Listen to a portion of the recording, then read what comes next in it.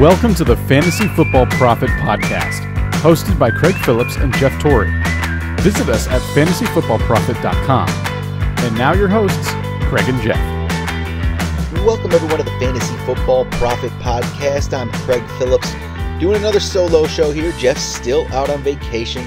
He'll be back next week when we recap how Week 8 went down, when we get you ready for Week 9.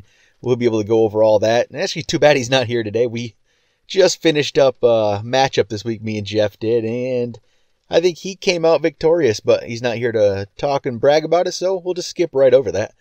And the game that just ended here, Redskins Eagles, we might as well talk about that a little bit here before we get to the waivers part of the show. The Eagles get the 34-24 win, basically all behind Carson Wentz. Wentz is becoming, definitely a top option at this point, possibly top 5, top 6 type quarterback option in fantasy going forward. Why not? He's 4 touchdowns. He leads the league in touchdowns right now. And he's doing it by just throwing the ball around to a bunch of different guys. He doesn't have, maybe at this point you'd say, Zach Ertz is probably his top target. It's not Alshon at this point, only 2 for 37. Ertz had the 5 for 89 and a touchdown.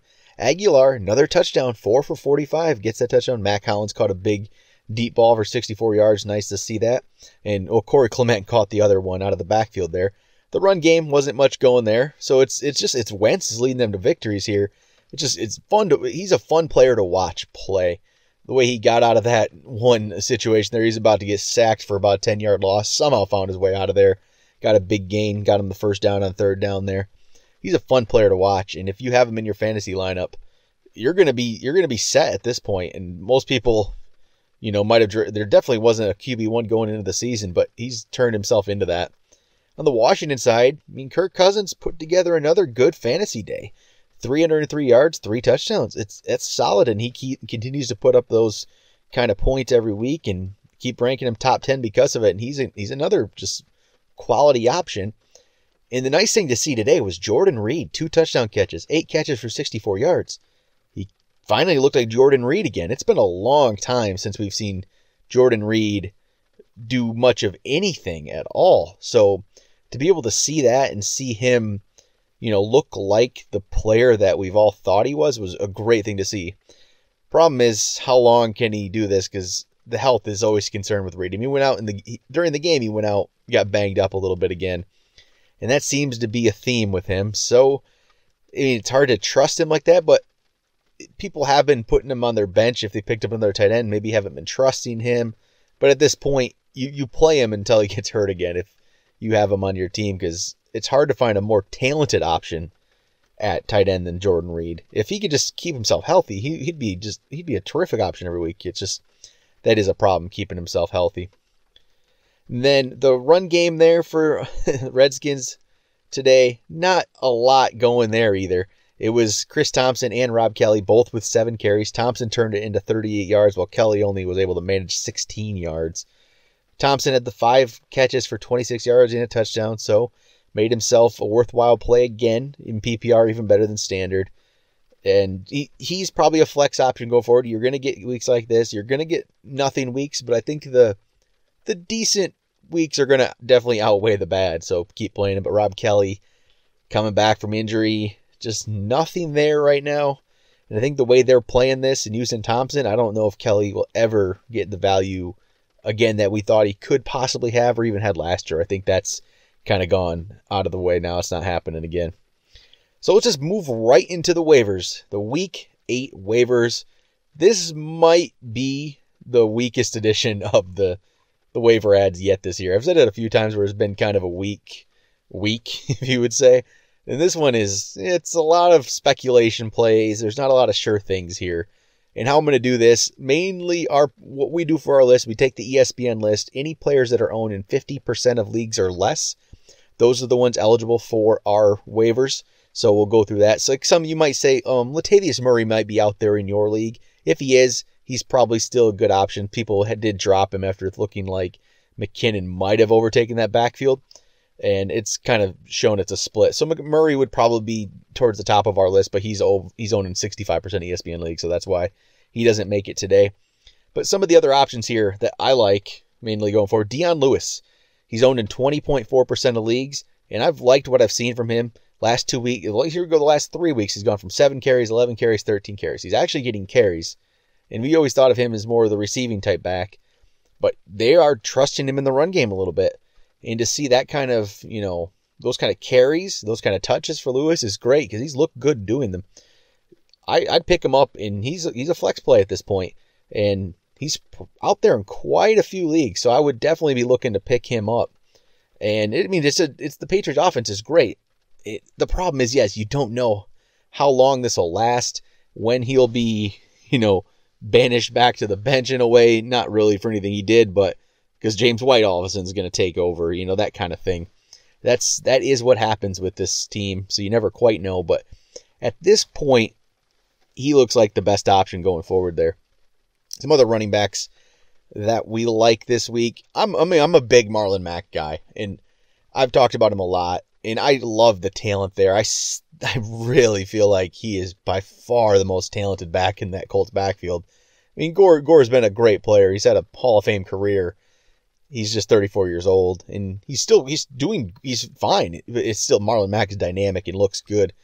He was able to get 5 carries this past week for 26 yards. He had 40 receiving yards. They're getting the ball a little bit more, and I could see them giving him more touches as we go on. Stash him on your bench. I really like his potential here, and I think at some point we're really going to see him shine through. Some other guys, Alex Collins. He's getting the most carries in the Ravens backfield. Double-digit carries now in 3 straight games. In the 2 before that, he had 9 and 9. So he's been getting a good amount of carries every week. This was his worst week this past week in amount of for yards per carry wise. But it was against Minnesota at Minnesota. That's a tough play for him. Still, pick up Alex Collins if he's out there. If you need a guy who's going to get some type of carries, maybe in bye weeks. He's not a starting worthy player, but he's worth a bench spot at this point to see if there's something there.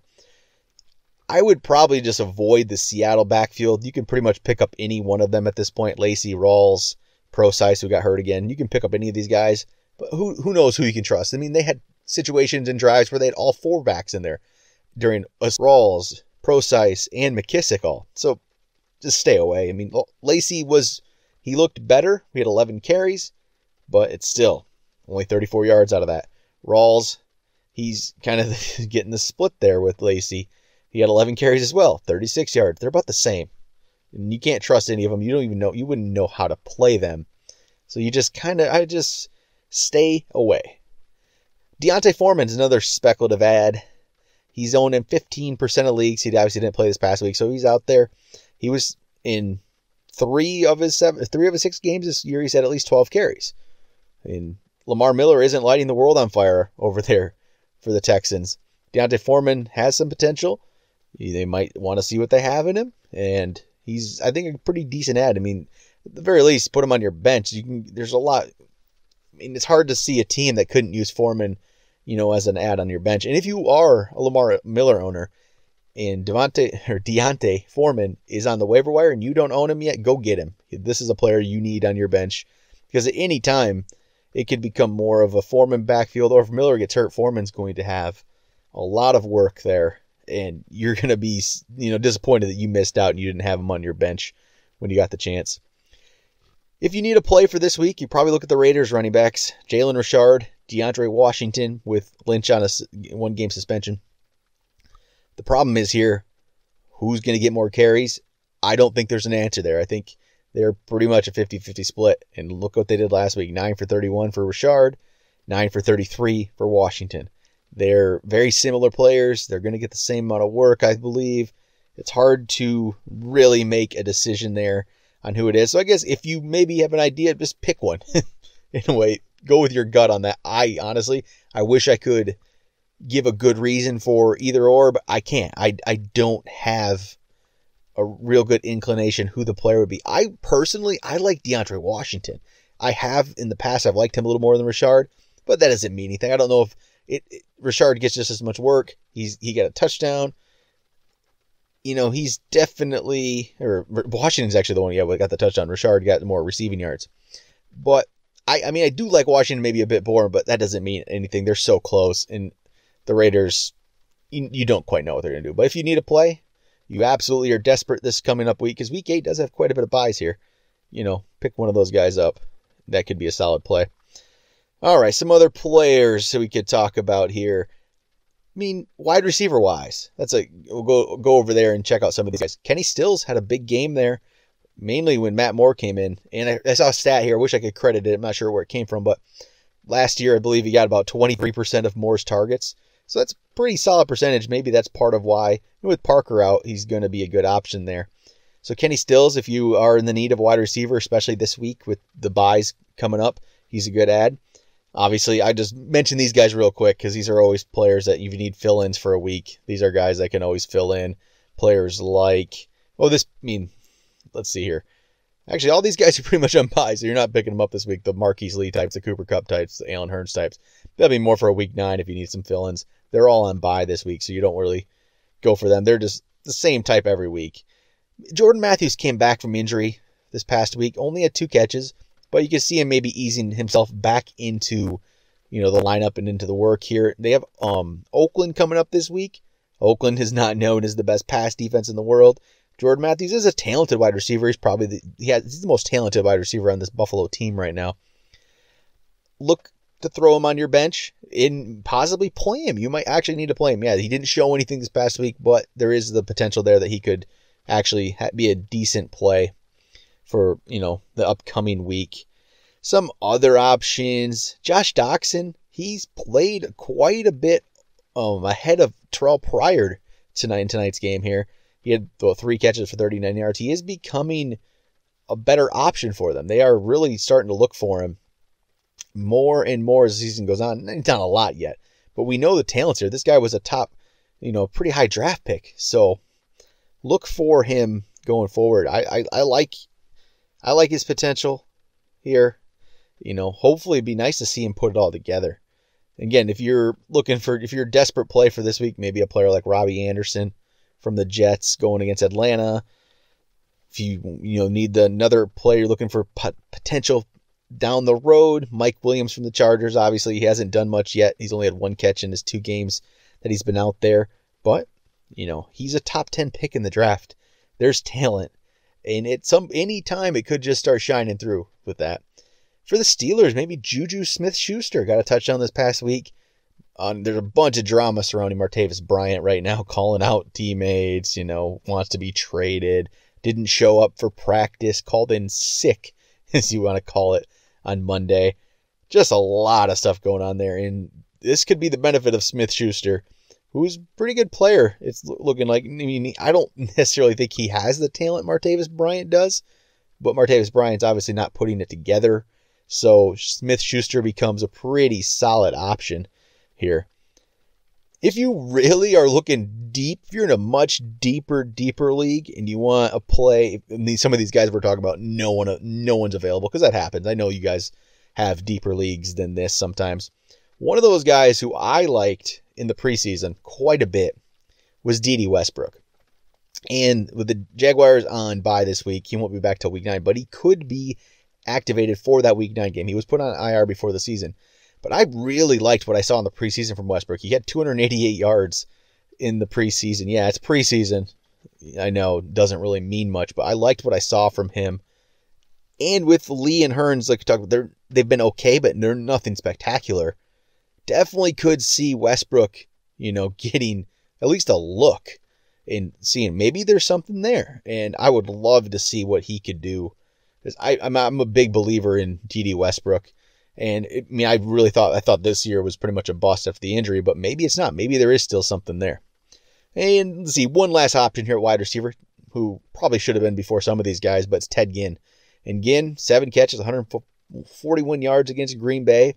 He's had back-to-back double-digit scoring games. He's had 3 of his 6 games this year, double digits.